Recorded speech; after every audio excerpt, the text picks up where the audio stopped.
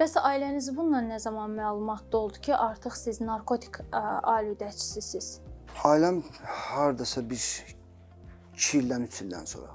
Mən onlara inandırırdım ki, mən yüngül narkotiklərdən istifadə edirəm və yaxud fikri yayındırmaq üçün içki içib gəlirdim. Ona qədər bilmirdilər siz Ona qədər narkotik bilmirdilər. istifadə edirsiniz. Necə bir ailədə böyümüsünüz Vüqar bəy? Atam əziyyət çəkən olub, yəni bərbər olub, yəni ailəsinə baxan olub. Yəni deyim, mənimlə fəxr eləyiblər.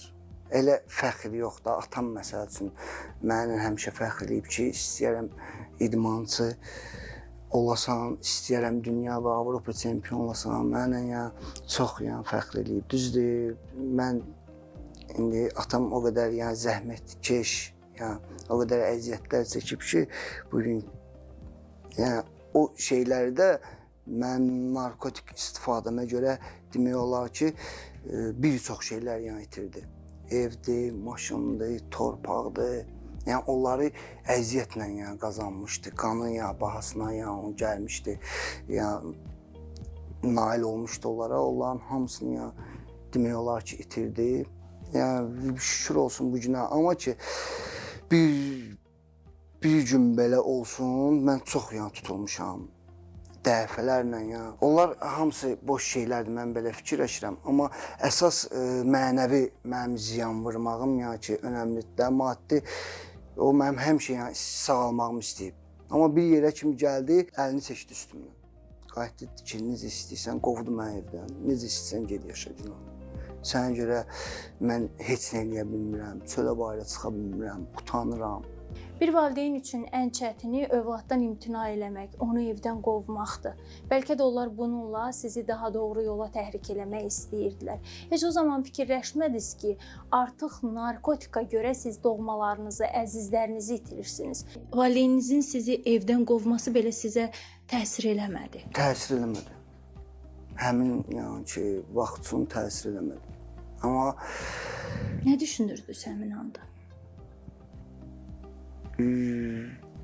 İnandırım sizə fərqində deyildim.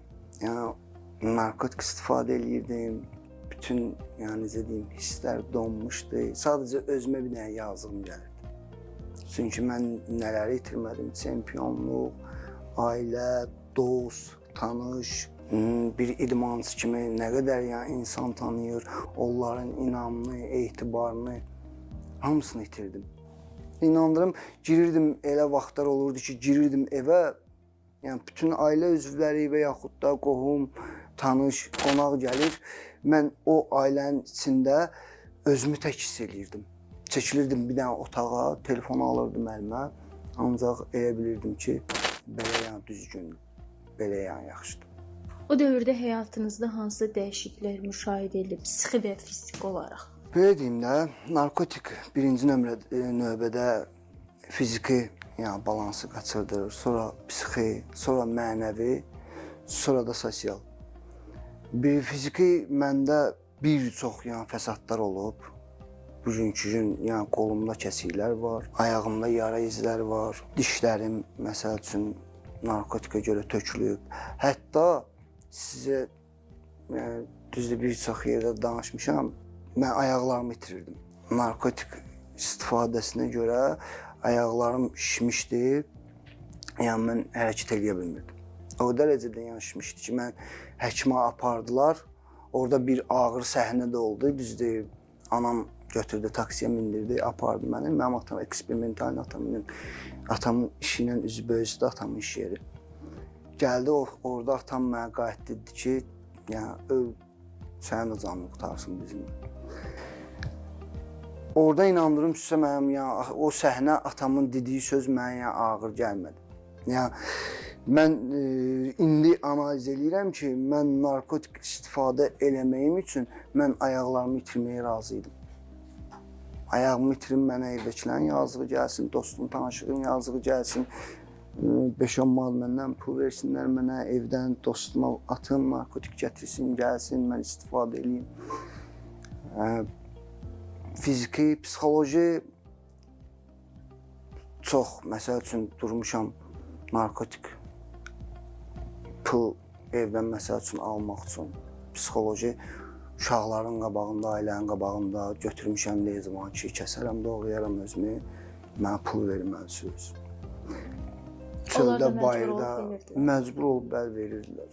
Vermədiyi vaxtlar da olub, məcbur olub bəl verirdilər. Bəs onlar həmin anda o pulu sizə verməsələr, siz nə eləməyə qadir idiniz? Narkotik istifadə edən, belə deyim də, qorxaq olur. Mən özümdə bilirəm ki, qorxağam. Yəni sadəcə o bir təhkil idi. Bəli, manipulyasiya. Yəni qorxudub onlardan pul almaq. Məndən durum duvara yumruq vururum, şkafa təpi atım. Yəni o pulu əldə eləmək üçün, pulu almaq üçün gedim narkotik eləyib.